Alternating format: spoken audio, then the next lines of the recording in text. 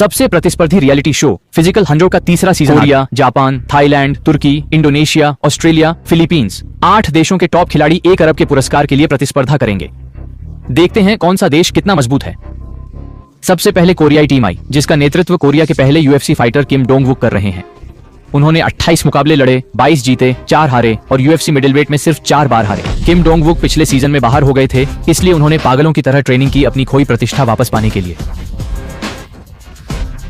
उनके अलावा अन्य टीम मेंबर्स भी मजबूत हैं। फिजिकल 100 सीजन 2 के champion Amoti, Olympic gold medallist Bob स्लेजर, पूर्व महिला पहलवान और 20.9 मीटर लंबी महिला चैंपियन अमोती।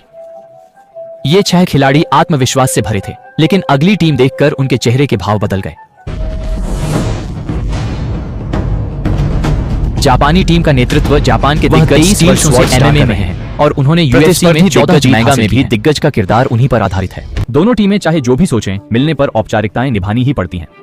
जापानी टीम में स्टील स्वॉर्ड स्टार के अलावा तैराक नाकामुरा, एमएमए फाइटर वतन बेहाना, बेसबॉल खिलाड़ी सुपरमैन और 2024 पेरिस ओलंपिक की महिला पहलवान भी। कोरियाई टीम देखकर उन्होंने छाती तान ली, सोचा कि अब मजबूत स्थिति में है, लेकिन अगली थाई टीम ने जापानी टीम के आत्मविश्वास को पूरी तरह कुचल दिया। उनका नेता वन चैंपियन सुपरबॉन्ड था। वह एक चाल से प्रतिद्वंद्वी को हराने में माहिर है।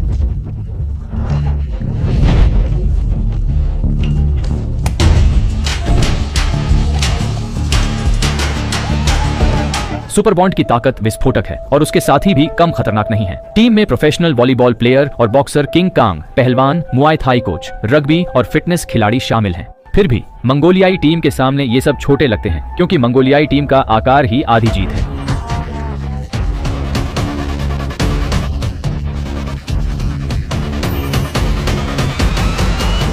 मंगोलियाई टीम का शारीरिक आकार देखकर सभी मंगोलियाई कुश्ती चैंपियन ओरहुन 800 पार को मंगोलिया में हर कोई टीम के पहलवान मिनजे ने भी उनका नाम सुना है और स्वीकार किया कि वह ओरहुन 812 के प्रति। मंगोलियाई टीम के पास एक हैवीवेट जुडोका भी है, 100 किलो वजन और लचीले शरीर के साथ, जिसने कई प्रतियोगिताएं जीती हैं। जापानी टीम चिंतित है क्योंकि मंगोलियाई टीम में एक सर्कस कलाकार भी है। उसका शरीर विशेष रूप से मजबूत नहीं है, लेकिन कठिन खेल उसके लिए बहुत आसान है। यह ऐसा लाभ है जो वहां मौजूद किसी के पास नहीं। मंगोलियाई टीम के बाद अब इंडोनेशियाई टीम का आते ही हाथ जितना बड़ा एक भयंकर मुर्गा। यह इंडोनेशियाई हैवीवेट बॉडी बिल्डिंग चैंपियन इग्जी है, इसलिए उन्हें पूरा विश्वास है कि वे जीतेंगे। और उनकी टीम में 100 किलो वजन वाला लचीला जुडोका भी है, जिसने जापानी टीम में खतरनाक जिउ जित्सु खिलाड़ी, पूर्व राष्ट्रीय तैराक, पूर्व बास्केटबॉल और बैडमिंटन खिलाड़ी हैं। मुझे लगता है सबसे कमजोर टीम भारत है, क्योंकि उनके पास सुंदर महिलाएं हैं जो मजबूत एथलीट नहीं लगती। उन्होंने 2014 में क्रकुपनार प्रतियोगिता और 4 बार तुर्की राष्ट्रीय चैंपियनशिप जीती है। उनके अलावा टीम के अन्य सदस्य भी काफी मजबूत हैं। एक महिला पहलवान अदल है, जिसने विश्व चैंपियनशिप में पहला स्थान, 7 यूरोपीय और 2 विश्व चैंपियनशिप जीती है। बस वहां खड़े रहना ही भारी है। इसके अलावा इस टीम में कराटे, ट्रैक एथलीट और नौका चालक हैं। सभी मजबूत हैं और पहला स्थान जीतने की उम्मीद है। हालांकि बाद में आई ऑस्ट्रेलियाई टीम भी कमजोर थी, जिसके नेता विटेकर यूएफसी चैंपियन 17 साल से यूएफसी चैंपियन है।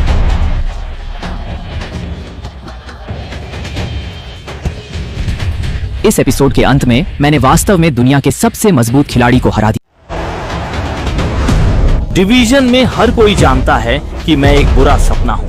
5 अब वह ऑस्ट्रेलियाई टीम को फिटनेस चैंपियनशिप के शीर्ष पर ले जाना चाहता है। उनकी टीम में रग्बी खिलाड़ी, शीर्ष धावक, फिटनेस कोच हैं और एडी विलियम्स, जो ऑस्ट्रेलिया के सबसे मजबूत आदमी कहलाते हैं।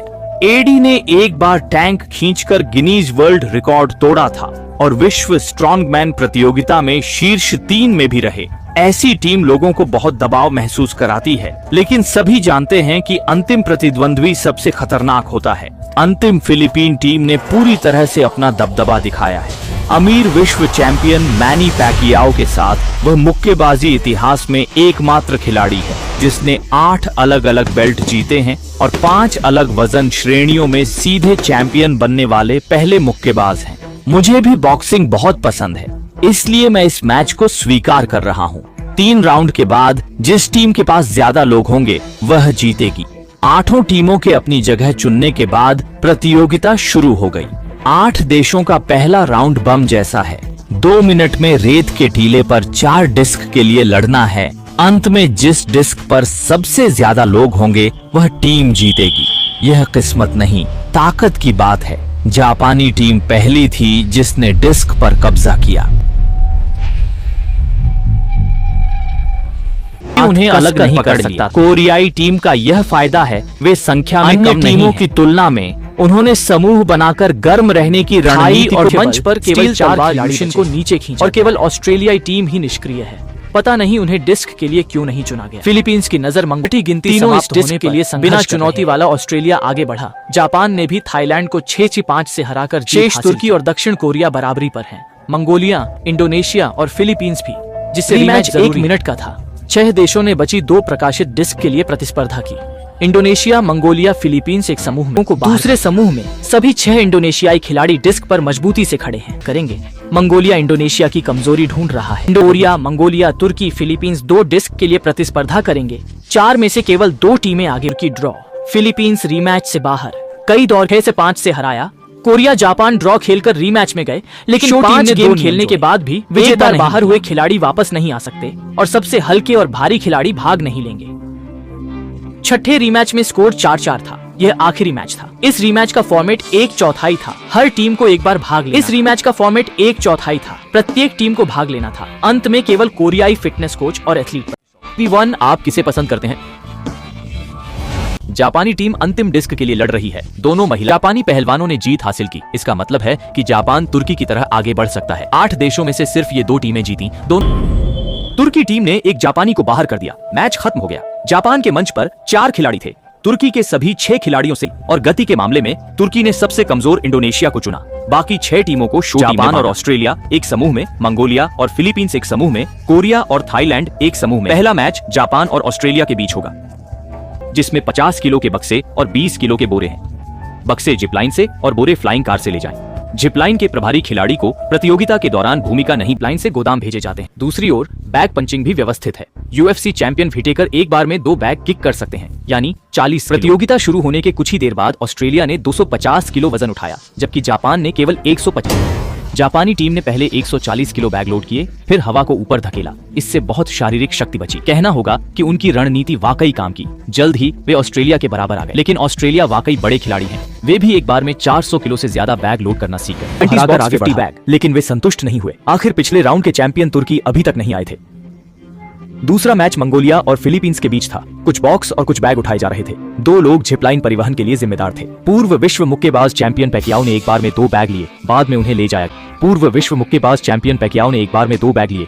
मानव पद्धति शक्तिशाली है, शारीरिक शक्ति भी बहुत अच्छी है, लेकिन साथ ही लेई की तुलना में वह एक ताकत एथलीट है। फिर भी कुछ बार चलने पर हांफने लगता है। एक बॉक्स उठाने के लिए भी साथियों की मदद चाहिए, जो उसके शरीर से जल्द ही फिलीपीन टीम मंगोलियाई टीम से 100 किलो पीछे रह गई। पैकियाओ चिंतित थे कि इस तरह फिलीपीन टीम हार जाएगी, इसलिए उन्होंने एक अतिरिक्त बैग जोड़ा। एक हाथ से विरोध और दूसरे से रणनीति ने सभी को प्रेरित किया।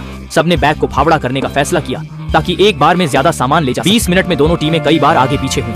फिलीपीन धीरे धीरे मंगोलिया के करीब पहुंची और अंतिम 10 मिनट में दोनों बराबरी पर 1290 किलो ढोया। 3 50 किलो के बक्से और 27 बैग 20 किलो के, जबकि मंगोलिया ने पूरे 2000 किलो, 20 बक्से 50 किलो के और 50 बैग 20 किलो के। फिलीपीन टीम मंगोलिया से हार गई। पैकियाओ को बहुत अफसोस हुआ, लेकिन उन्होंने परिणाम स्वीकार। आखिरकार मंगोलियाई टीम शारीरिक रूप से मजबूत और फुर्तीली है। इस मामले में उनका दूसरा मुकाबला दक्षिण कोरिया और थाईलैंड के बीच था। सुबोबांग ने अपनी टीम के लिए रणनीति धकेल नहीं पाया। सबको उसकी मदद के लिए एक और टीम ने ऊपर नीचे की पुश पुल विधि अपनाई। एक व्यक्ति ऊपर से खींचता और दूसरा नीचे से धकेलता। यह आसान लगता है, पर वास्तव में प्रगति कोरियाई टीम से 100 किलो कम है, क्योंकि कोरियाई टीम ने कई रेत के बोरे उठाए। एक बोरा 20 किलो का, कई दर्जन बोरे अंतर बढ़ा सकते हैं। सुपर बैंक को लगा यह उनकी अपनी रणनीति थी, इसलिए उनका धक्का खींच तरीका। सुपर बैंक को लगा यह उनकी अपनी रणनीति थी। सुपर बैंक को लगा यह उनकी अपनी रणनीति थी। सुपर बैंक को लगा यह उनकी अपनी रणनीति था। इसलिए बैंक को लगा यह उनकी अपनी रणनीति थी। सुपर बैंक को लगा यह उनकी अपनी रणनीति मजबूत था। इसलिए बैंक को लगा यह उनकी अपनी रणनीति थी। सुपर बैंक को लगा धक्का खींच तरीका। अगली टीमें तुर्की और इंडोनेशियाई टीम का एक खिलाड़ी घायल हो गया था, इसलिए उन्होंने बॉडी बिल्डर ईसाई, लेकिन तुर्की ने नए शामिल ईसाई को गंभीरता से नहीं लिया। पिछले राउंड की रेत डिस्क प्रतियोगिता में तुर्की ने पहला स्थान हासिल किया था। उनकी टीम में हर क्षेत्र के प्रतिभाशाली लोग हैं, दिमागी, शारीरिक या रणनीतिक। जब इंडोनेशिया के 2 लोग एक बॉक्स उठा रहे थे, तुर्की का एक आदमी अकेले एक बॉक्स उठा सकता था, इसलिए कोई संशय नहीं था। तुर्की ने आसानी से यह मैच रीमैच में हारने वाले को पूरी तरह से बाहर कर दिया। खेल को बॉल कंट्रोल कहते हैं। दोनों टीमें एक एक खिलाड़ी चुनती हैं। तीसरा गेम 1v1 है, चौथा राउंड 2v2 है और 5वां गेम फिर 1v1 है। फ्लायर गेम में हारने वालों में पहले स्थान पर रहने वाला प्रतिद्वंद्वी चुन सकता है। जापान हारने वालों में पहले स्थान पर था, उन्होंने सबसे कम चुनौतीपूर्ण विकल्प चुना। इसीलिए थाईलैंड अपने आप फिलीपींस के साथ एक टीम बन गया। थाईलैंड ने एक रग्बी खिलाड़ी को आगे भेजा जो गेंद पकड़ने में माहिर है और इस खेल के लिए बिल्कुल फिलीपींस ने सांबर एथलीट को भेजा क्योंकि वह विभिन्न जमीनी कौशलों में माहिर है। समय कम था, एक पक्ष हमला कर रहा था, दूसरा बचाव। अंत में 1 मिनट का अतिरिक्त समय मिला।